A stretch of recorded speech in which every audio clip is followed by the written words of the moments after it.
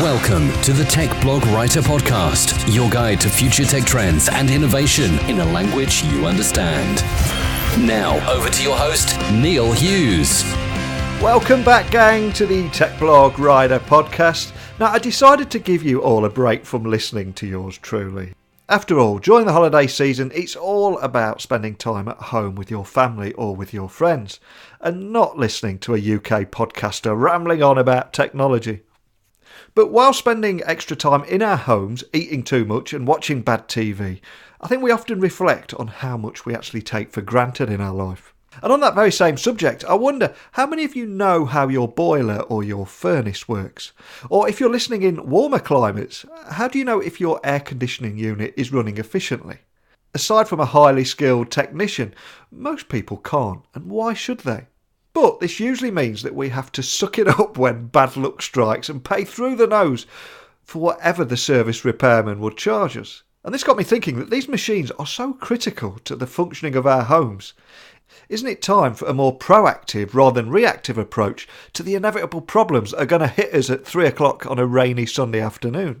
A quick Google search later and I came across a company called LifeWhere, and they're trying to solve home utility problems before they're problems. And the company's transforming the home service provider market by introducing predictive analytics for our home utilities. And they also have breakthrough LifePulse technology, which essentially attaches to machines in the home, constantly monitoring utility health. And they also throw into the mix applications in cloud analytics so that service providers are alerted to a problem before it actually happens. So I was incredibly intrigued by this, so I invited Brian Courtney, CEO of LifeWhere, onto the show today to find out more about how his company is predicting home utility failures before they even happen.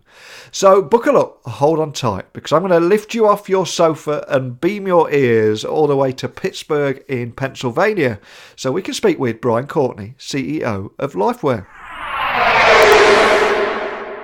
So a massive warm welcome to the show, Brian. Can you tell the listeners a little about who you are and what you do? Yeah, thank you, Neil. So my name is Brian Courtney. I'm the CEO of LifeWhere. LifeWhere is a startup here in the United States in Pittsburgh, Pennsylvania. Our vision is to try to eliminate home utility failures and the stress and the anxiety that gets caused by the uncertainty, right? And our path to doing that is to try to provide the services community with technology that will enable them to monitor people's homes and do analytics on their equipment so that somebody's always watching and someone's always there to help. Now, I have been speaking with a lot of healthcare tech companies recently, and it does seem that technology is making us more proactive with our healthcare by monitoring our lifestyle habits rather than being reactive and waiting for things to go wrong before going to see a doctor. So what really caught my eye is what you do at LifeWhere, is that you solve home utility problems, like you said there, but before they actually become problems. So can you tell the listeners how LifeWhere is actually transforming that home service provider market by actually introducing predictive analytics for all those home utilities that we have?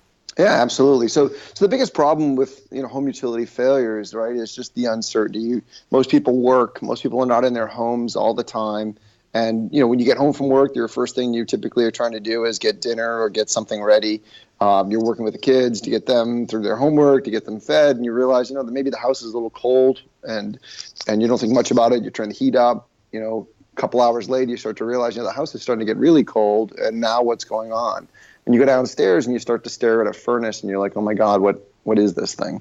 Our challenge is that, a furnace and an air conditioner, most people don't realize, is probably the third most expensive thing they own. Right next to your house and your car, a furnace and an air conditioner in the United States can cost you between $10,000 and $12,000. Wow. And when they go, nobody really has that kind of money lying around just in case, right? It's not something you think about every day. On the flip side, on the services market, they want to work 9 to 5 and have a life. And the problem is that most problems that people see is when they get home from work. And so the majority of the calls they get are not 9 to 5, rather they're 5 to 9. This quiet to crisis mode is actually a frustration for the industry because, just like us, they want to be able to read a bedtime story to their kid. They don't want to be getting in a car at 10 o'clock at night to come to your house and debug a problem, especially when they know they're not likely going to have a part. Right? So there's just a massive inefficiency in the market in being able to detect the problem, when we can detect it, when we can get service providers to help. And and how we can all interact in that experience. So really what we're trying to do is we're trying to solve that with a platform that brings IoT into the home, attaches to the equipment, brings the data to the cloud, allows us to monitor the equipment, to do diagnostics, to do predictive analytics on it. It helps the service provider actually watch your equipment and help you manage it and get more longevity and more lifespan out of it, saving you money. Can you tell me more about this breakthrough LifePulse technology that you mentioned there? Like you say, I understand that you attach it to the machines in the home and then it constantly monitors the utility health. But can you just tell me a little bit more about that and how it works? Yeah, that's actually what makes us a little bit unique, right? Is we have an IoT device that we call the LifePulse. The LifePulse attaches in line with the power. And what we do is we monitor the energy draw from your equipment. And from the energy draw, we can get a signature of when it's working normally or when it's drawing more power or less power than it should. When it's drawing more power or less power, it means that the equipment isn't acting the way it should be, which means that something is wrong. In addition to that, we sense other information on the kind of power, or real or reactive.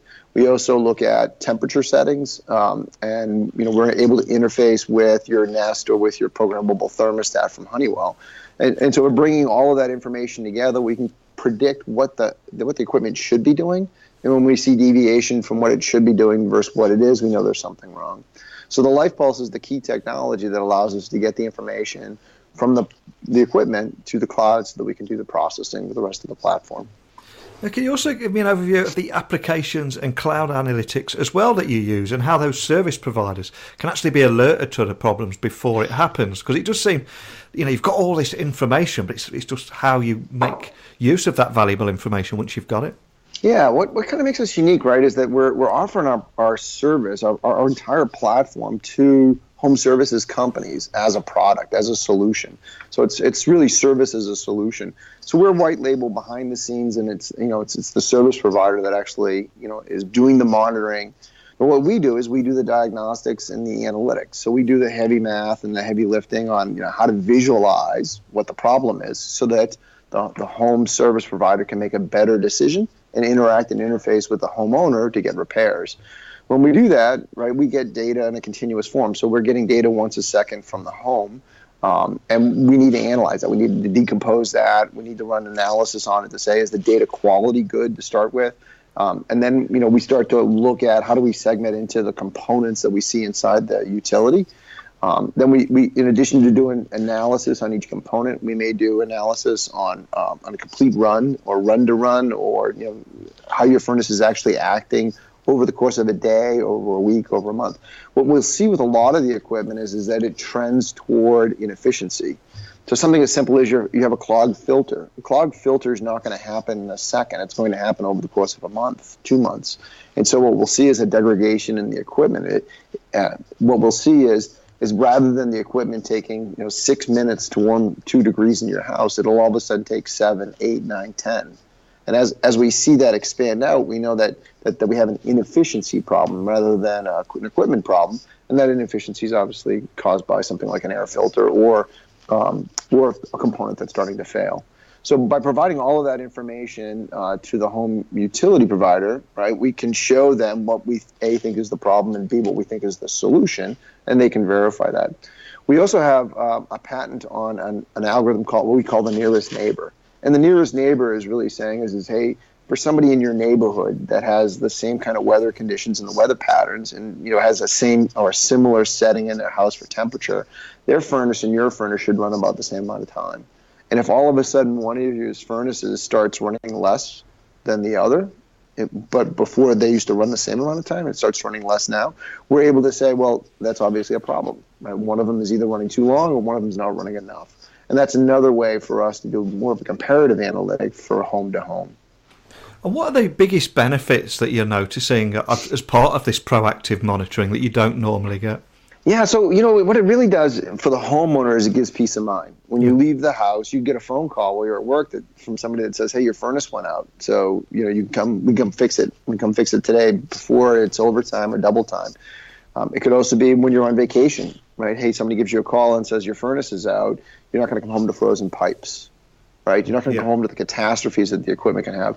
But the real transformation is in the business side. Because the business side is so reactive, right? They can move to proactive. If you ask any home service provider, how many customers in your territory had a failure today, they just stare at you and they'd say, well, I don't know. All I know is how many times my phone rang.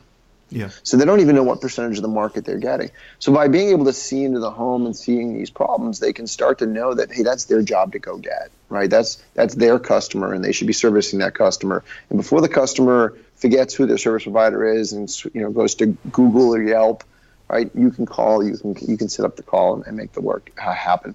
So we bucket it into 3 different buckets of benefit to the service provider. Right. One is just improved profit. So today the standard operation is I would diagnose the problem, I would run to get a part because I most likely don't have it in stock, and then I would do the repair. Well, that cycle takes a long time, and most service providers, well, what do? They pass that cost on to the consumer. If you know the problem before you get there, you can show up with the right part and just do the right fix. If you can just do the right fix, you can save about 2/3 of the time. What that means is you could actually charge the customer half the price and still be making more profit.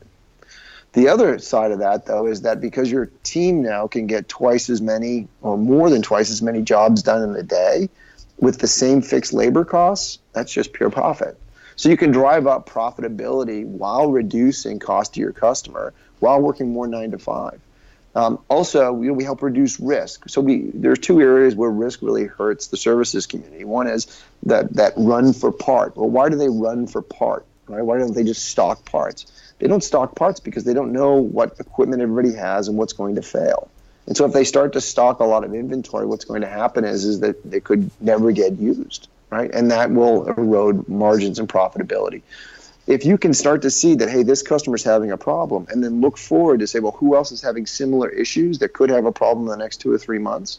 Well, that gives you the ability now to de-risk an inventory buy. And if you buy in larger quantity and get discount, that just drops to profitability. Another element of risk reduction is in callbacks. So callbacks are, hey, a guy came to fix your furnace, and he left, and an hour later it's not working again. Well, one of the challenges that a service provider has, it's like the car mechanic, right? They get a reading in time at a moment in time, and they have to make a diagnosis right then, right there. They don't have the history of every minute, every second for all of time before to see what was the history of the equipment as it was failing and getting to this state.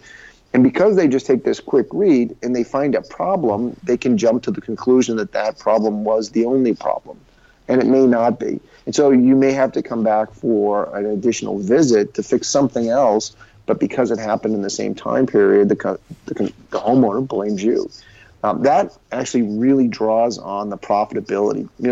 Service providers, they work hard, right? And they're making 10% profit, 12% profit. That's a great company, right? If they're doing that much profitability, and you have to do a callback, and you got to send somebody out, you can lose the lifetime value of profit from a customer. And then just the last is improve customer satisfaction. If somebody's watching all the time, you get peace of mind. If we provide the homeowner an application where a mobile application where the HVAC company can share information, and because we can create market transparency, you never have that question of, is this really the problem, or am I putting this guy's kid through college, right? And because you can eliminate all of those anxieties, you can start to get a better rapport with the customer. The fact that you're now watching 24/7 means that you're an integral part of their family and their health, right? Because you're now that part of that lifeline that's watching all the time. And so, what we do then is we increase profit, we reduce risk, and, we improve customer satisfaction all at the same time. So are service providers your target audience here, rather than having that direct relationship with individual customers? And are there any use cases that you can share with us today about some of those partnerships that you're establishing? Yeah, this is a really interesting dynamic. We see a fight for the home, right? So service providers are really excited to say, you know what, we have not seen innovation in our space ever, right? Innovation in the services space is typically, a 2-stage fan instead of a 1-stage fan, or heaven forbid, a variable speed drive, right? The innovation comes in the technology that drives more efficiency, and if anything, creates more life expectancy, and therefore reduces the serviceability and almost hurts the services market. So what we're seeing is that there's a trend where not only do the services companies are looking for how can we get stickier in the home, but we're seeing other companies that are showing a lot of interest. Major telecommunication companies in the United States want to own the home. They want to own the IoT experience. And today, most of or almost all of the IoT experience is literally just that, about experience. It's about how do I have more convenience in my home, right? When I have a party, how does the temperature know to automatically, drop because there's more bodies in the house? Or, if I've left the garage door open, can I hit a button from my phone so I don't have to get out of bed? Or can I watch TV and shut off all the lights and close the blinds so that it gets dark in the room, right? All of those are about improving the experience in your home. What we're doing is we're really looking at your home as an asset, right? It's probably the most expensive thing anybody will ever own, right? Or most people will ever own. And treating it and thinking about it as an asset is, how do I get more life expectancy? Because that just defers expense and that therefore saves money. So we're seeing a massive inrush of companies saying, hey, we want to own the customer, from the utility company to the insurance company to major telecommunications companies, all the while also trying to sell to the home services market, because what we believe is if we can connect the problem with the solution, we can solve the whole equation. And presumably as well, as time goes on and more service providers offer services like this, that's going to create a new expectation from customers, isn't it? And when they look for a service provider, if they don't offer that kind of proactive approach to looking after them, then they're going to go elsewhere, aren't they?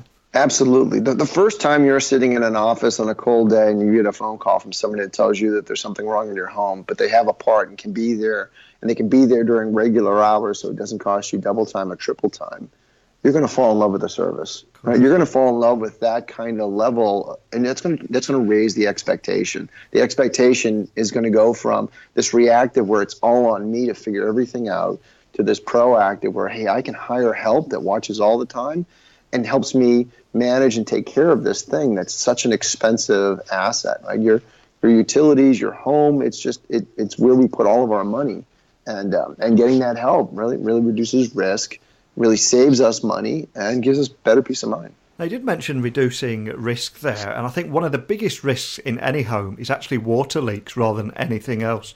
So I've got to ask, have you had any interest from insurance companies? Because they seem a natural fit here for what you're doing. Yeah, actually, there's two different plays in insurance, at least in the United States. So there's homeowners and home warranty. So a homeowner's policy is, you buy an insurance for your home, so if anything goes catastrophically wrong, then you get help, right? So largely, roofs or the windows break in a big storm, you get rain in the house, or the other major area is when you get utility failures. When your furnace goes out in the winter, your pipes can freeze in 14 hours, right? So you're away for a weekend and you come home to frozen pipes. Well, frozen pipes and burst pipes is a massive problem, right? We monitor sub pumps and well pumps. But if you think about a sub pump, right, and you don't want to find out in the middle of a big storm that your sub pump broke 3 weeks ago because you're going to get flooded. So the insurance companies are looking at that for the homeowner's policy from two different angles. One is, can we quantify how many fewer catastrophes will occur because we're monitoring? Can we show that fewer houses in the South, where it gets very hot and humid, have less mold buildups, which are costly and expensive, because we're monitoring the air conditioning and we know if it goes out? And if the answer to that is yes, which we obviously believe it is, then they're looking, A, to either offer an insurance discount to the homeowner, or B, even to roll it out and just say, hey, we're going to give one to every one of our customers because it just saves us money. On the home warranty side, right, that's a slightly different game. That's if it breaks, we'll fix it. Right, and we'll fix it for a fixed fee. You pay us X dollars for the policy for the year. Anything goes wrong, you're out of pocket $60, $70 for the service tech to show up. But after that, we cover everything. Well, what they have is they have risk, right? What they don't know when they write a policy like that is your furnace likely to fail soon or late, right? Or sooner or later. And so they use actuary tables. It just goes statistically about how many on average are going to fail. Well, it turns out, though, that you could offer somebody with newer equipment a slight reduction in price because the possibility of a catastrophic failure is lower. right? How would they do that? Well, they could use our technology to analyze the state of the equipment. And it's not just about age, it's about proper maintenance. Has the equipment been maintained or not? The other area, which is unfortunate, but it is more on the fraud side. It's now you've called, there's a problem, somebody comes to your house and they're going to get paid on a fix. Well, if they get paid on a fix, maybe the fix should be bigger. Maybe you need a new unit instead of just a slight repair. Why? Because everybody kind of wins except for the insurance company. So if the insurance company can actually see what's going on beforehand, they know exactly what the repair is going to be. They know exactly what the cost should be. They also know who to send for fixing that problem. If it's a complex problem, they need to send a professional. If it's a simplistic problem, maybe they can send more of a junior professional. So you're looking at that then to help them de-risk on both policy pricing and also to eliminate fraud. So do you only serve the US market at the minute? And if you do you have any plans to expand in the future or maybe offer franchises to other countries? Yeah, absolutely. So we're a startup, right? And so we have big aspirations. The only thing bigger than my ego, well, there's probably not much bigger than my ego. Right? I want to change the world. I'm in this to make the world a better place so that we can just eliminate these problems. I've personally had too many utility failures that have had those catastrophes associated with them. So our goal is to be everywhere for everyone. We need to start, and we need to be focused, and we need to get into the market, prove the market, grow the market, and that really will focus here in the United States.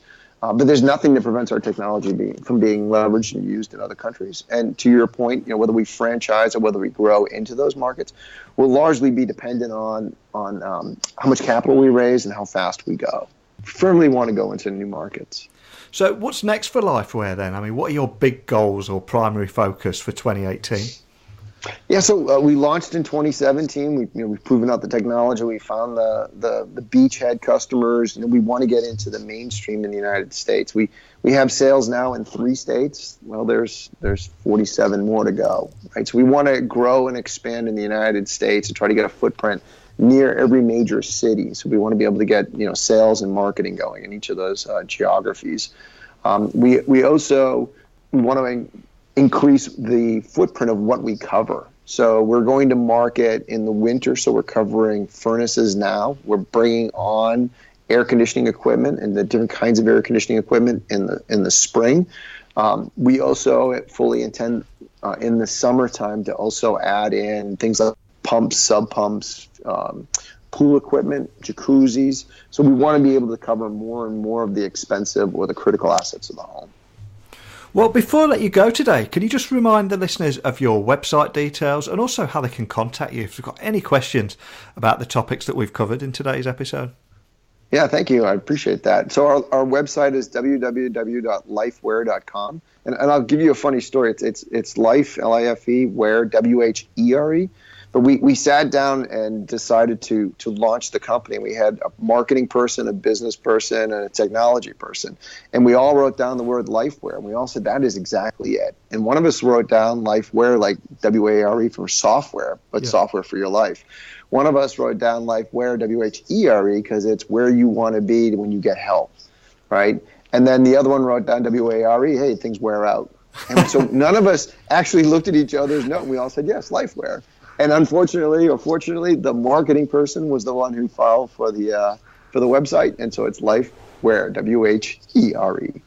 And our phone number is 855-LF-WHERE. That's 855-539-4373. What a fantastic story there. Love it. I also love how you guys are using technology, again, for this proactive rather than a reactive approach. It's great to see that kind of progression as we're all evolving now. So a big thank you more than anything, though, for coming on and sharing your story with us today. Thank you. Yeah, thank you very much, Neil. I really appreciate the opportunity to join you. If technology really is making us all be more proactive with our healthcare now as we monitor our lifestyle habits, rather than being reactive and waiting for something to go wrong before going to see the doctor, shouldn't we attempt to solve home utility problems before they're problems too? All by adopting that same proactive mindset. It's not just about predictive analytics for home utilities and the technology behind it. For me, it's the shift in mindset and how every aspect of our lives now, we're actually becoming more proactive than reactive. And that can only be a great thing, right? But hey, this is your show too, so let me know what you think about the concept behind LifeWhere and also this shift in mindset. My door is always open to you crazy guys and dolls, and you can email me anytime at techblogwriter@outlook.com or equally tweet me at Neil C. Hughes.